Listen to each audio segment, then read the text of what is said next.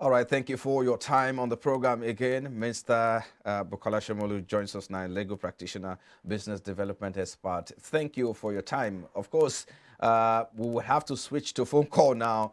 Earlier, you were with us virtually, but given the population that we're talking about, you were trying to paint a picture of what the implications are or how concerned we should be. Please continue on that thought, please. Okay, very well, very well. We should be very, very concerned. In fact, we should be extremely concerned. And I said earlier that in the days when we used to have the 25, 30-year rolling plans and census were being carried out, as more frequently than we have found out, it was easy to plan. I mean, of course, it's debatable the accuracy of census figures, but at least you have something that government will use to drive policy. Okay, now in the advent of this dispensation of democracy in 1999, we've really not had any census. In 2006 or thereabouts, it's been an issue. The one a couple of years ago, which the last administration before this one wanted to start off, would not fly. We are planning blind. And when you are planning blind, there are a lot of factors you don't consider. There are a lot of areas you don't cover. So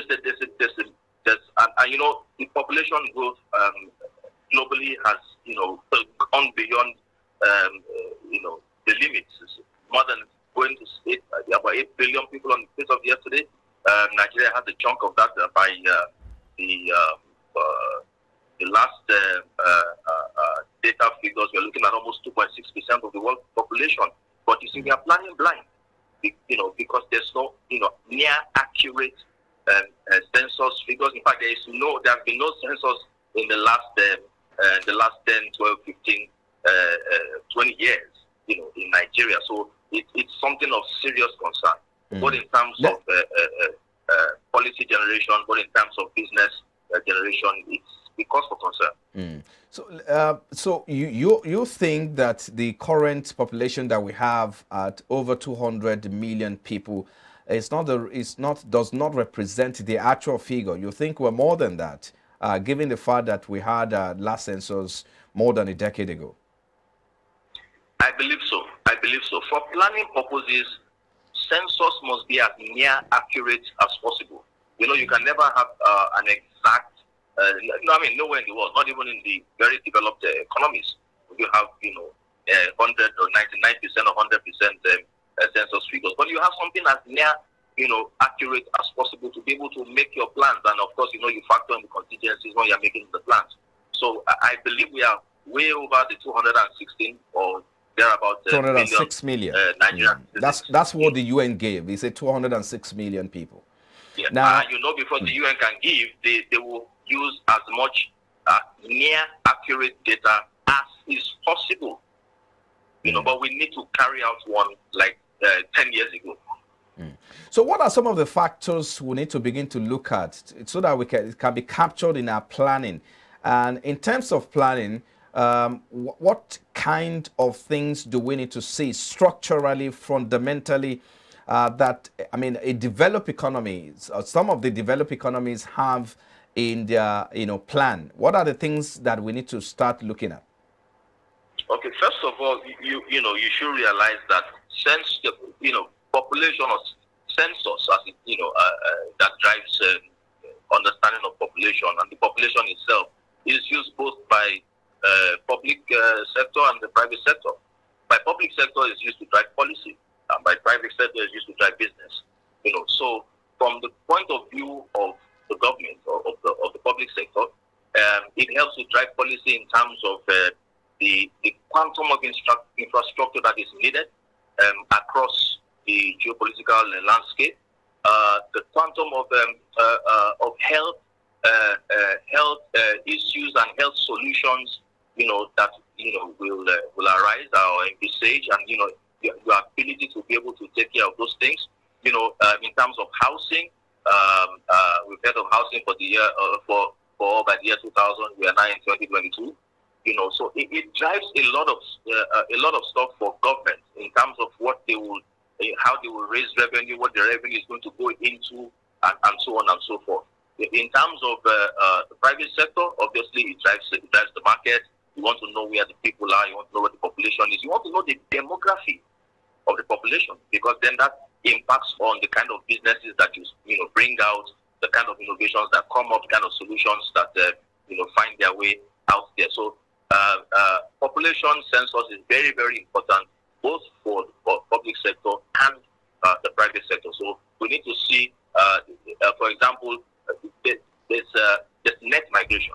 So it's a lot of migration from the rural areas to the urban areas, because everybody's in search of the golden fleece, and so that puts pressure on infrastructure in the urban areas, Lagos, Port Harcourt, Abuja, Enugu, and so on and so forth. So you want to know how you're going to increase the pace of infrastructure to meet up with the population explosion, to drive the economy, so that you don't have too many people chasing so much resources.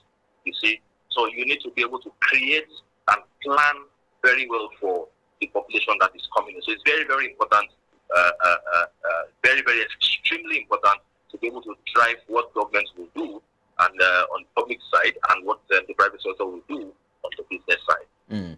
I know there are advantages to growth in population growth of any country. There are advantages, no doubt about that, because that will create a big market, and perhaps if you have the right policies in place, you might be able to attract investors that will come into that market to invest, and that will result into more jobs for the economy. But then let's dwell more on the disadvantage, or the flip side now. You talk about pressure on infrastructure. I mean, you talk about people migrating to the urban area. And I mean, perhaps, let me ask you, how do you think the government is responding to this? Do you think the government is concerned? Do you think the government is worried as much as you are concerned? And of course, you're painting a picture of what is coming upon us. But then, is the government, concerned about this? And when should we start talking about this issue, or leading the conversations around this issue? I read a couple of days ago where the President Buhari raised some concerns about population. And if he has got into his table and is able to speak that out and is able to get into the news, I think that shows that they are beginning to think about the importance of population. I spoke earlier about demography. Demography tells us, are we in an aging population? Are we in the youthful population, or are we still at the, are much of our population at the infancy stage? All these things help to drive what we will do as a government, and as a people.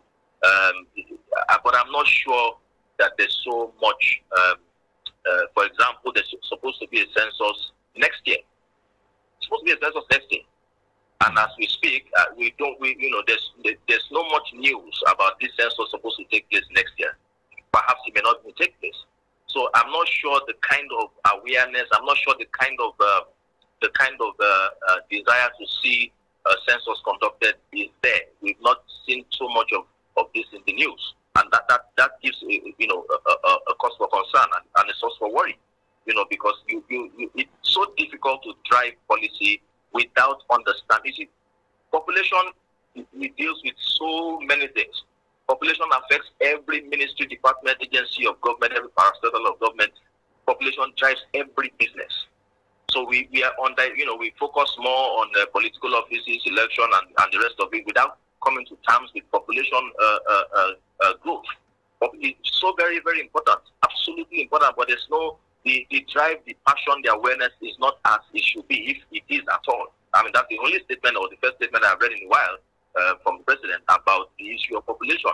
I don't think they're giving it the kind of impetus that it needs. I don't know what kind of budget has been made. I don't know what kind of things have been done by the Population Commission. There's no news from them as to what is. We are in July. The census is supposed to take place sometime next year.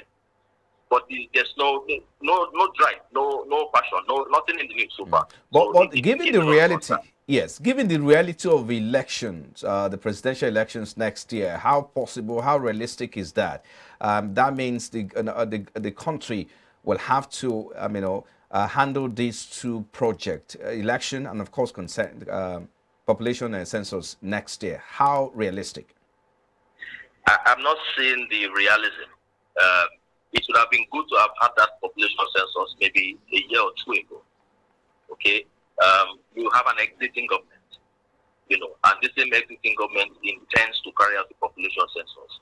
You have general elections in February. I'm not sure exactly when the population census will take place next year. Maybe in January, maybe after February. I don't know. It's impractical to hold elections and population census at the same time. There must be a wide berth. There must be a lot of gap, between an election and a census, or a census and election, whichever one comes first, because of course there are ethno-religious and political sensitivities relating to population census when you carry out the census. These factors are there. So it's unrealistic that it may happen, because the census would have helped the sitting government, in the elections, but it appears that the census will come after the election. Elections is in February. So now, it's impractical that this may happen before change of government next year. Let's see how we can run through some of the issues on the table before we are out of time. Yes, I mean, if you look at the UN figure, it says in Nigeria is projected to grow by 2.5% annually. That's about 9 or 5 million births annually being added to the population, existing population. That means in the next 10 years, you should have multiplied that. So in another 1 or 2 decades, you have your population almost, double. So in the next 30 years, you'll be talking about the next 30 years having about 400 million people. That is on one hand. What can we make of the current population? How do we take advantage of the current population to prepare for the next generation? That is on one hand. On the other hand as well, do you think that we need to start talking about controlling, the rate of Nigeria's population growth, just as it is done in the Asian country, China, or what do you have it now, Japan or China or so? So should we start talking about population growth control? But first, attend to the first question. I think it's difficult to answer that question without as near accurate census figures as possible, because planning depends on numbers. You have to have numbers to plan, both on the public side and on the private side, the government side, on the private sector side. You need numbers to plan. I spoke about demography the other time. So you need to know, what are you planning for? That's the essence of demography. Are you planning for a youthful population? Are you planning for an aging population? Are you planning for an infant population? All these things carry their own planning policies. So until you know the demographies, it's difficult to plan for. You can't plan. Like I said, we are currently planning blind. We are planning for what we don't know. We are planning for what we are not particularly sure of. So you need to have this demography. You need to understand this demography. Then it will drive the policy that will suit the demography, because then it will tell you, if you're planning for an infant population, they're going to grow at this rate, and this is what you're going to plan for. If you're planning for a youthful population, you know that they're at this point in the stage, and in the next 10, 20, 30 years, they're going to go into this stage. If you're planning for an aged population, you know that in a couple of years, they will move up, these other ones will move in. So you need to know exactly the demographics to be able to plan well. As to control of population, that will be tough. It will be tough because the issue is not really the population, as it were. Right. The issue is there is no basis for planning for the population. That is the issue. So Nigeria, for instance, has not reached the place where it is, because of the factor of population, we are unable to achieve A, B, C, D, X, Y, Z. But we are at a place where we don't have a population, we don't have a demography, so it's difficult to plan. It's only when you get to a stage where the population becomes an issue. There's so many people per square meter or per square mile, as it were. Then you can say, okay, let's look at the option of population control. And there are many ways, or few ways to control population. Because of our time, yes. Let's quickly wrap it up with this one. If you can do that in 30 seconds. you talked about the fact that we need to have the accurate data and figure before we can plan. As it stands today, report shows that Nigeria or the country makes up, 60% or 70% of the youth population. That is the population of the country is made up of, youth, about 60 to 70%. If don't you think that is enough to plan with? Let's wrap it up now. Yes, surely it's useful. It's useful to plan with. It's very useful to plan with. What we work with what we have. That's where we are. That's where we find ourselves. We work with what we have, and I think government should work with what it has. And perhaps it is working with what it has. We have not really seen that across the board, but they should work with what they have until they get something as near accurate as possible. And I use the word near accurate because there's no way you can get an accurate census figure. Okay, I think we'll have to leave it there. Thank you so much, Mr. Bukola Shomolu, legal practitioner and business development expert. We appreciate your time on Business Breakfast. My pleasure. Thank you so much. Well, still to come after the break, Nigeria's unclaimed dividend rose to 180 billion naira as at 2021, while Security and Exchange Commission struggles to address concerns about the rising figure. Well, of course, that's our next talking point after this break. Please stay with us.